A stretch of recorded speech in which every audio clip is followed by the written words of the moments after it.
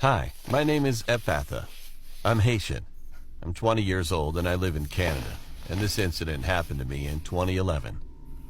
I came back from school and my parents weren't there. I was gonna watch anime on TV, but I realized that I had my guitar lesson today. A little background. My uncle used to teach me guitar when I was 11. I called my mom. My mom told me that she wouldn't be coming back that evening because she was busy at the hospital. So she told me I could go by myself. She told me the directions to get there, and I was really excited. But then she told me something weird, to not pass the bridge to go to my uncle's house. She told me to take the other path. It was weird, but I just said, I'll be fine. At 6:45, I left and was walking to my uncle's house. I was gonna go to the other path, like Mom said, until I saw that the path was closed. So I had to take the bridge. I was walking on the bridge until I saw something weird. I saw this old dude that looked like he was in his teenage years. I just shrugged it off. I walked by to pass him, but then I heard him say, "I'm sorry, Mom. I'm sorry." And he jumped off the bridge. I was so surprised. Well, then I was going to call the ambulance until I heard someone behind me say, with a demonic voice, "Mom, talk." I looked behind me and I saw it was the teenage boy. He was smiling at me with a weird face. I didn't know what to do, so I ran as fast as I could. I was running until I tripped on a rock. The guy looked at me and said, "Why? It was only 45 on 100. What's the problem?" And then disappeared. I went to my uncle's house and told him that there was a teenage boy that committed suicide and then came back to life. And then I felt nauseous and I fainted. I woke up in the hospital and my mom and my uncle were there. I asked my mom why I wasn't supposed to pass the bridge. She told me something terrifying. Before I was born, in the year 1995, she had a Japanese friend named Samiki. Samiki had a son named Tomokura. He was in his teenage years.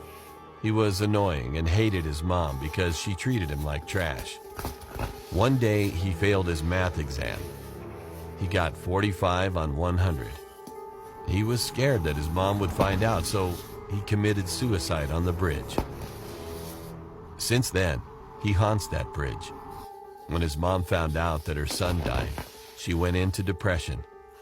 In 2004, she died from an overdose of illegal drugs.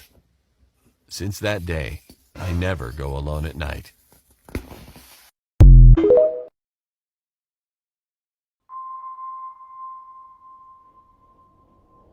A few days ago, I went to a Macy's store with my mother and son to go check out some jewelry. While my mom was checking out jewelry, I noticed an old man around his 50s come near us. He was about 8 feet from us. At first, I thought he was just a random customer checking something out for his lady or something. Then, from the corner of my eye, I noticed he was just standing there without moving and looking at us. It made me feel uncomfortable, so I turned around, moving the stroller, which my toddler was in, because I didn't want him looking at my baby. I turned my eyes to look at him again, and I could see that he was just staring at me with a creepy look. He was staring at me and my baby. Then, all of a sudden, he grinned widely at us. The weirdest thing about him was that he was wearing women's shoes and a scarf, and also holding a dress in his hand. He opened his mouth and tried to say something. I couldn't hear what he was saying, but I could read his lips. "I like you. I like your baby." I just thought the man was a weirdo. And then my mom also noticed that he was odd and creepy. He saw that my mom was glaring at him, so he walked away. But then he appeared on the opposite side of us and started staring at me again. This time he pulled his phone out and made it seem like he was about to take a picture. He was staring at us and his eyes opened widely. He was smiling like a crazy psychopath. That was enough. I wanted to go up to him and tell him to get away from us, But I had my boy with me and didn't want anything to happen, so I chose to just get out of there. I told a lady who was working there what happened. She said that she would go take a look at him. A few minutes later, she came back and told us that he was a customer who has been reported before by other people. My mom asked, "Why hasn't he been kicked out then?" The lady said, "Well, because he hasn't threatened or hurt anyone, so the store doesn't have a good enough reason to kick him out." My mom and I were pissed off because obviously the man is just there to harass people. The lady then told us that he said something creepy to her and also made her uncomfortable. She told us that when she went to go ask him what he was up to, he told her that he went to the store to return a dress. He decided that he didn't like that he bought it for his lady. He told her with a smile, "Yeah, I need to change quickly because she's cold now." My mom and I instantly felt so creeped out, so we just left. What did that mean? Could he have been hiding a dead body back at his place? A few days later, and I feel relieved that the crazy guy didn't harm us. But I'm still wondering what he meant by, "She's cold now."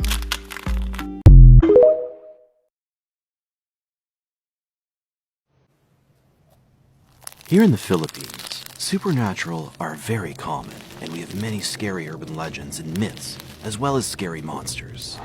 I'm going to share my dad's experiences that nobody ever imagined he would experience. My parents are both teachers, and when I was 7, we transferred to the small island in the Visayas.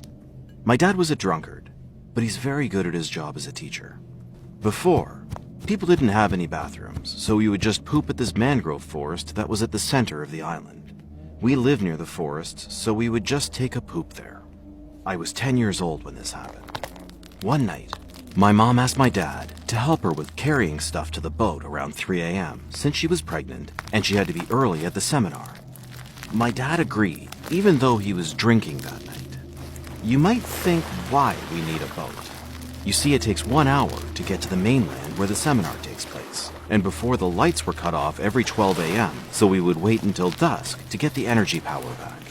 After my dad dropped my mom at the pier, my dad suddenly had to go to the bathroom, but since we didn't have any bathrooms, he just pooped at my flower garden near the mangroves.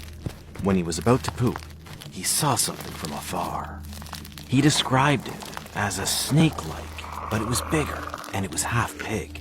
My dad continued to poop since he thought he was just hallucinating and it was just a pig. But he couldn't get the feeling out that something was wrong. He looked back and saw that there was nothing there, and when he pulled up his little flashlight, the light in the lighter, he was shocked that he hurriedly went inside the house, not even pulling his pants up, and hurriedly got the samurai he had. He gathered up the courage and he went back. The thing was not there anymore. He couldn't sleep, so he stayed up and told his friends about what he saw.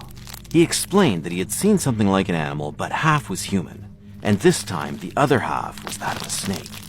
When he turned the flashlight on, he saw very bloody red eyes, and that face was that of a human, but deformed, and he saw it near to him, only 6 meters away.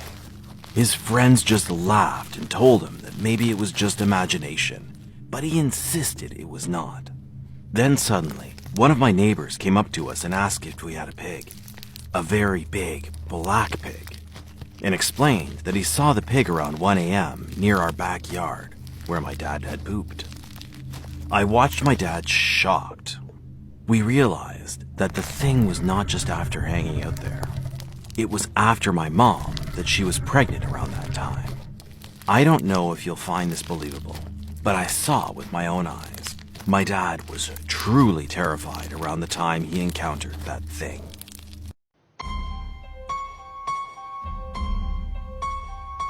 It all started with a knock on the door. It was around 10 p.m. The kitchen was right beside the front door, so I could see the front yard. I looked out only to see a man with a mask looking right at the door. Then the lights went on. Whoever was at the front door had left, and I could hear many windows being shuffled. I started fearing for my life, Shivers went down my spine. I am right now enrolled in the Durham Regional Police Academy to become a police officer in the future. So, in my parents' room, I put my gun, which was an RCMP model 3432, into a safe that my parents store money in. My mother, who also looked as frightened as I, said we should make a run for it into the backyard and sprint towards my uncle's house, which was 3 blocks away from us.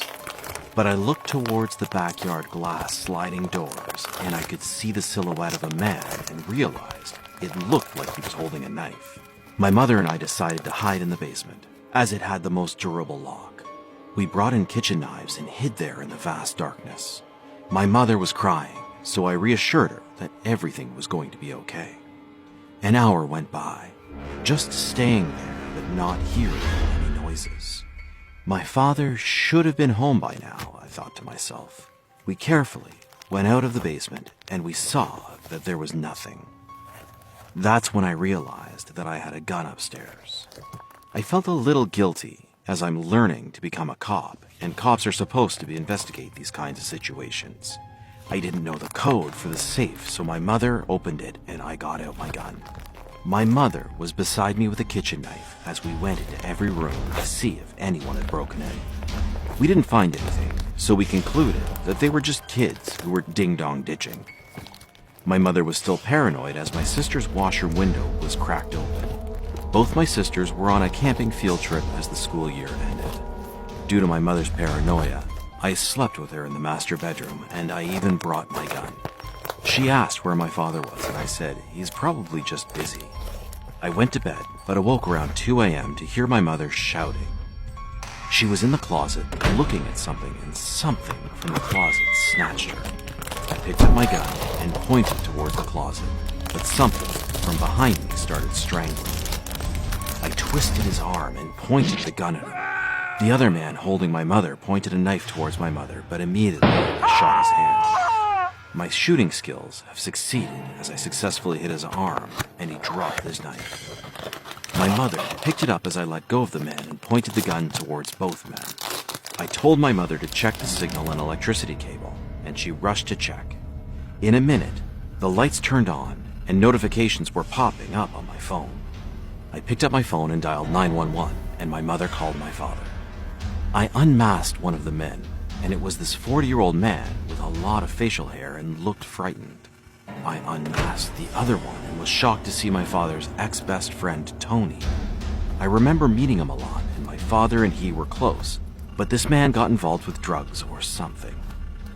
My father saw his changes and decided that this will eventually turn into a toxic friendship, so left him. But he was very aggressive, and my father was beaten up by him and his friends. My father ran back home and called the police on his best friend, and at court testified against him, and Tony was sentenced to 16 years in jail for illegal drug use. It had been 16 years, but I didn't know how he got to our location and why he would rob us. The police came and arrested them. Their car had weapons. My father didn't pick up when the police went to go see his office, and he was not there. He left his work office 5 hours ago. My mother and I cried, and they found my father's body the next day at a dumpster, as it was wrapped in a garbage bag. He had 17 stab wounds. Both my sisters had to come back, and we all cried. Tony and his friend, who we found out was named Tyler, were both sentenced to death. We had a funeral for my father shortly after. I still can't forget that incident. 3 weeks after that incident, I rebuilt and styled the basement and put